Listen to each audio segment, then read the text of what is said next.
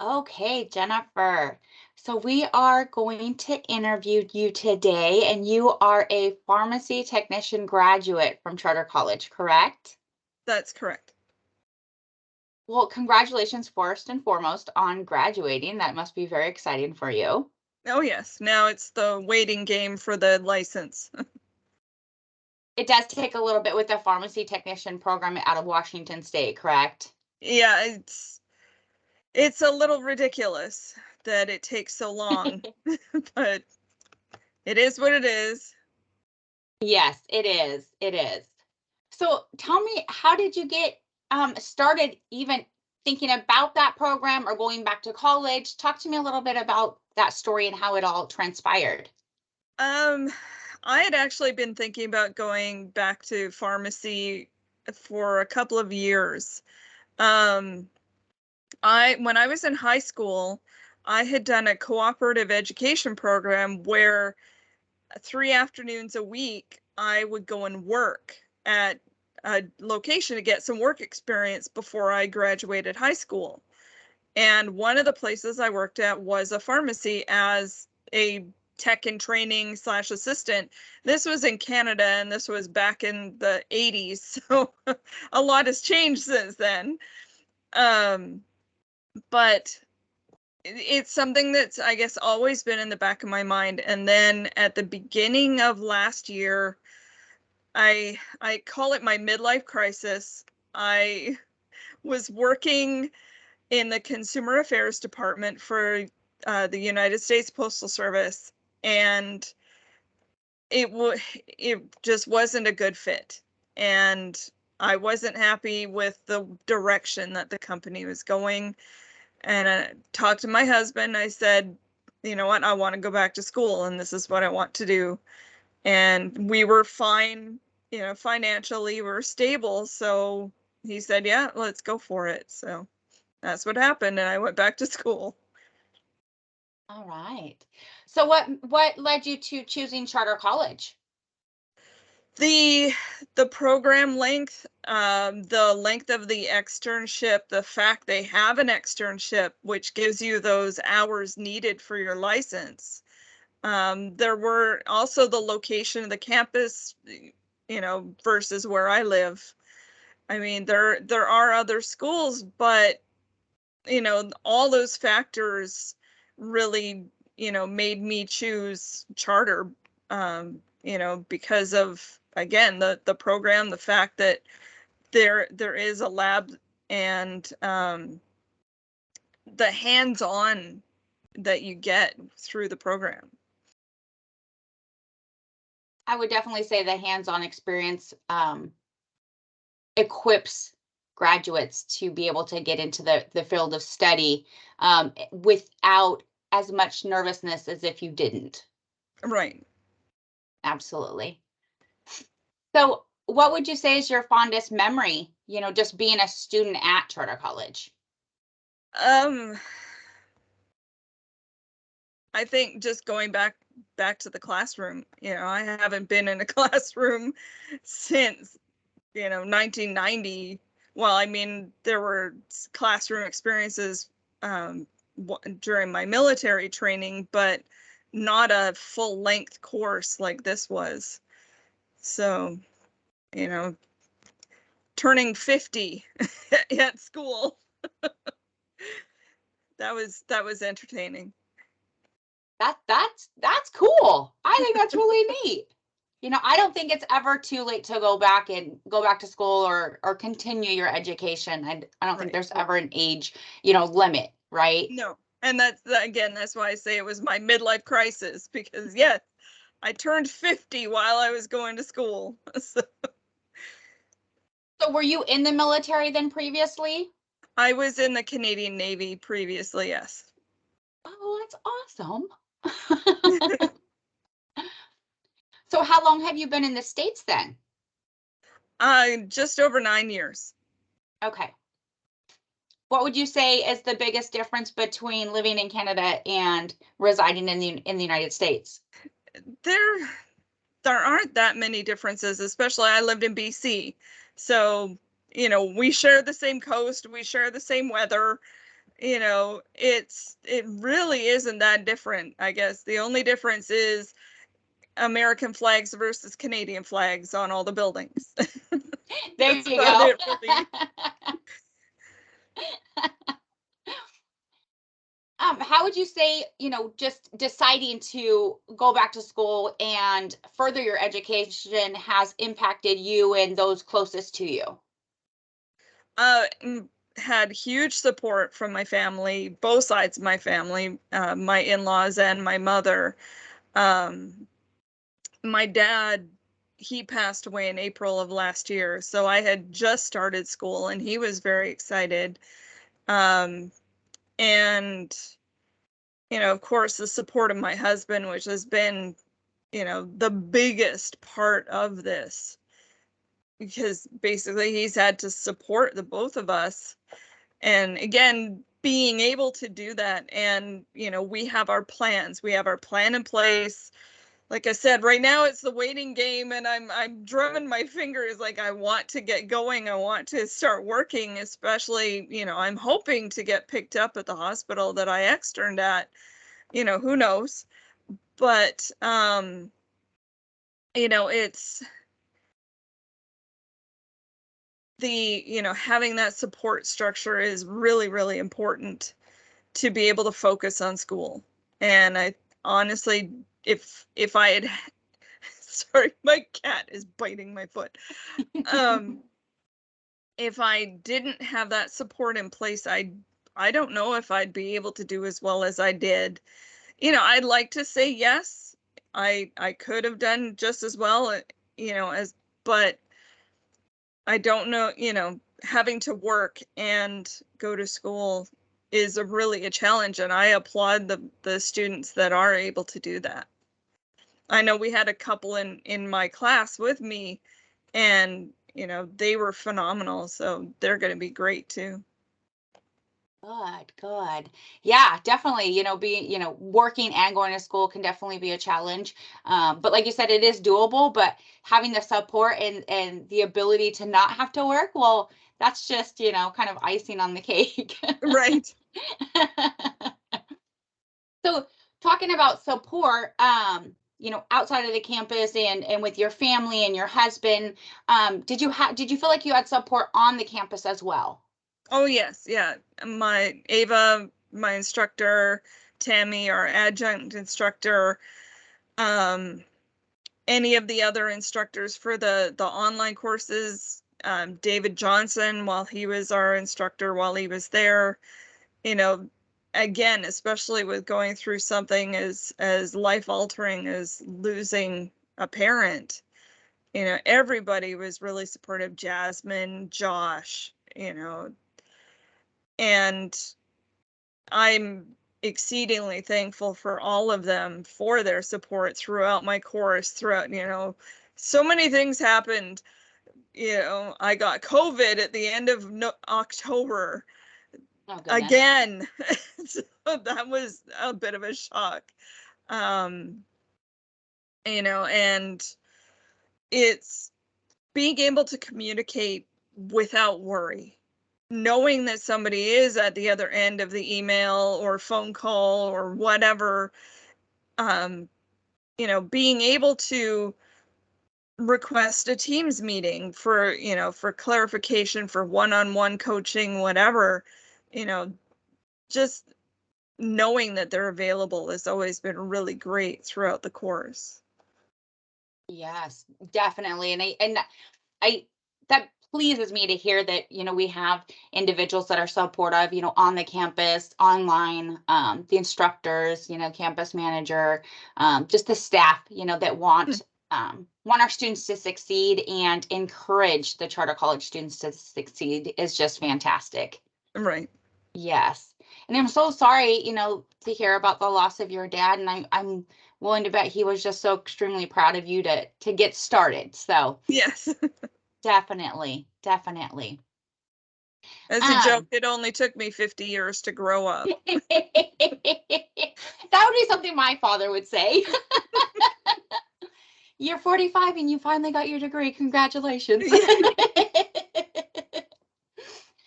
Um, tell me a little bit, what was like a typical day, more or less as a student, in the pharmacy technician program? Talk to me a little about that, what that looked like.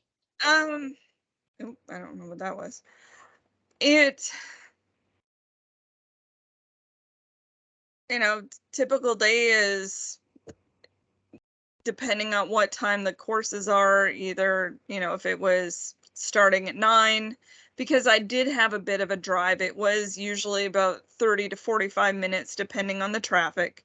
So making sure I'm up early enough, get out the door early enough. I'm usually there way before anybody else.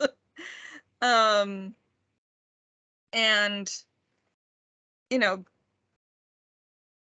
being in the classroom, you know, I will say I think the lectures are too short at 2 hours.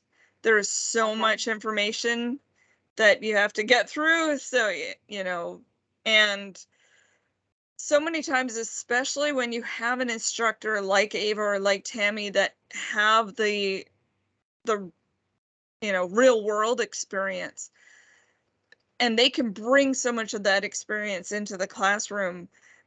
you know, I'm not saying that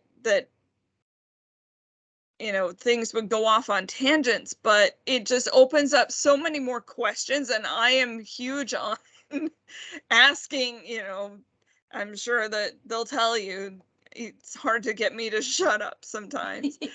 So, because I want to know everything, because I want to know, what I'm getting into, what to expect. And when I found out that pharmacy technicians are not just counting pills in a retail pharmacy like Walgreens or Rite Aid, and they actually work in hospitals, I was laser focused on, what I needed to do to be able to work in a hospital. So, and the fact that there's such a shortage, having that ability to start in a hospital is going to be great. But yes, being in the classroom, having other students, being able to cooperate on projects, and do the role playing, the coaching each other. I think that's really important, and I'm glad that we had that opportunity. Definitely, definitely. And I appreciate the fact that charter college instructors do have the real world Mhm. experience, not necessarily just the education, but they've lived it, they've done it, they've worked in those fields, 5, 10, 15, 20 years, some of Yeah. them. And so being able to then get into the classrooms and the labs and share those experiences and answer those questions, I think is just remarkable. Oh yeah. Definitely. Um, What would you tell someone who was looking at charter college or considering enrolling? What guidance would you give them as a graduate yourself? Um, Make sure to keep in contact. I will say the recruiting officer that I had at the beginning, she was on top of everything. She was touching base with me every day to make sure that I had all the information, when, reminding me of the financial aid meetings, or I didn't actually do a walkthrough of the campus first before my orientation. So I had done the virtual tour, but I hadn't actually gone to the campus. Um, and again, because I had been looking at this for a couple of years. So I think, it's really important that they should go to the campus, do a walk around, go during the week when there is a class to see, the class in action, especially if it's a lab day, because usually we're doing stuff. And again, keep that communication open with your recruiting officer, with the financial aid people, if that's how you're going through your tuition, whatever, and just get excited about going back to school. Definitely. I think by going in and having a tour and seeing individuals, um, in the lab and working what they're doing will not only motivate you, but also just kind of solidify that, yes, this is what I'm meant to do, or this is why I'm here, and being able to kind of meet and greet with different individuals on the campus as an individuals getting a tour and looking around throughout the campus. So I think that's a great suggestion to provide. So Jennifer, where would you like to see, I know you're talking about the hospital and working in the hospital and we're waiting for the certification, but where do you see yourself in 5 years? I am focusing on, for the pharmacy technician, I'm actually going to focus on hazardous compounding and hopefully eventually nuclear compounding. And so, I really want to specialize in my field. So that's where our plan is for me to, get the courses needed, most likely through the hospital I'm going to be working at, for the hazardous compounding, and then, work from there, work with them, see where I can go. That's really neat. I like that. And goals, right? Setting goals and having a plan and a vision. And I think that starts even from just the thought process of, I'm going back to school, and then, Right. okay, this is what I'm going to do while I'm in school. Now that I'm out of school, next steps. Right. Yeah, definitely. So what three things do you like, if you were to think back, like, this is how I could have done things better, or when you first started in the pharmacy tech and you're like, oh, I need to modify what I'm doing. What were some of the things that you had to adjust, or what are some of the things that you changed or adapted to ensure that you were successful as a student? Again, being in the classroom and working with other individuals, and I would hope that I was as helpful as I could be. I think I was. I think maybe communicating better with my classmates, not just my instructors. Although I'm still in contact with a couple of my classmates who have already graduated as well. So, but I think starting that networking, for lack of a better term, and building those relationships from the start, instead of kind of waiting until halfway through the course. It is a little difficult because I ended up being the only one in my class, like, when I started. So we had two from the class who started prior to mine, one of which she went on maternity leave, and then we had one in the class after mine, and then three after that. So I know we all end up in the same class for certain courses, but it's, trying to figure out, okay, well, especially when it's the end of my course and others still have 2 and 3 mods to go. And yeah, I can see they're looking at me like I know everything. I'm like, I don't know everything. I don't. All I know is focus on the exam. Because yeah, that was a lot of study for the national exam. I But bet. so yes, it's definitely, you know, I would think going back, building the relationships a lot earlier in my course, and honestly, building my study habits a lot earlier too. Like, not just focusing on the class that I'm in, but as a whole, starting to study for the exam, honestly, from day one, because it is a difficult exam and a lot of information. So I know that Ava has said, don't do that, you'll scare yourself. But I also think if I had started from the in, I know I'm a nerd, I read everything. If I had started from the beginning with the study guide for the exam, I don't think it would have scared me. I think it would be, okay, this is what I'm going to learn. And then as I'm going through those courses, go, realize, oh, okay, this is what they mean. So, excuse me. I have a frog. But I think, and again, everybody's different. Everybody has a different study style too. So what works for me might not work for somebody else. Very true. Everybody's just their even personality or in how they study best or learn best, I guess, right?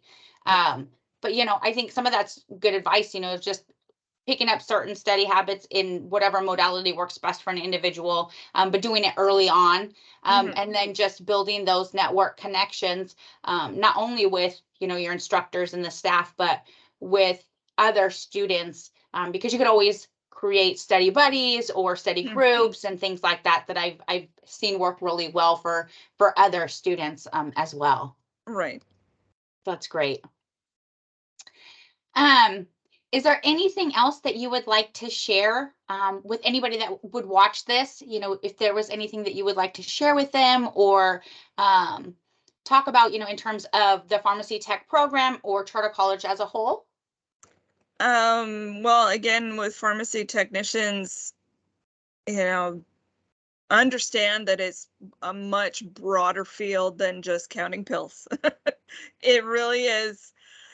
And it's definitely one of the fastest growing industries right now.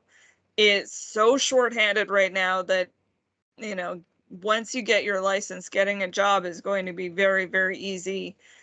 And especially with all the new credentials and certifications that are coming through the pharmacy technician certification board, it's opening up a lot more avenues. And again, not just counting pills or not just making IVs, but there's the medication reconciliation, there's, billing, there's ordering, there, you can go into administration, you can, there's so many different avenues as a pharmacy technician that it's definitely a career opportunity, not just a job opportunity.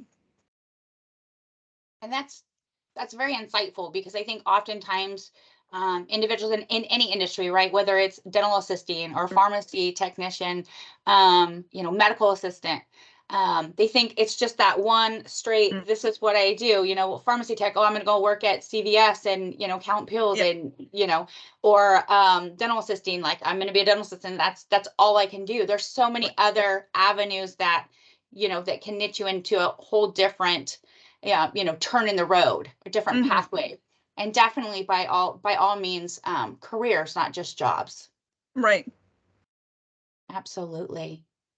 Well, Jennifer, I thank you so much for your time today. It was a pleasure meeting with you. Congratulations again on graduating. And Thank you. I have my fingers crossed that your certification will come in very, very soon. I hope so too.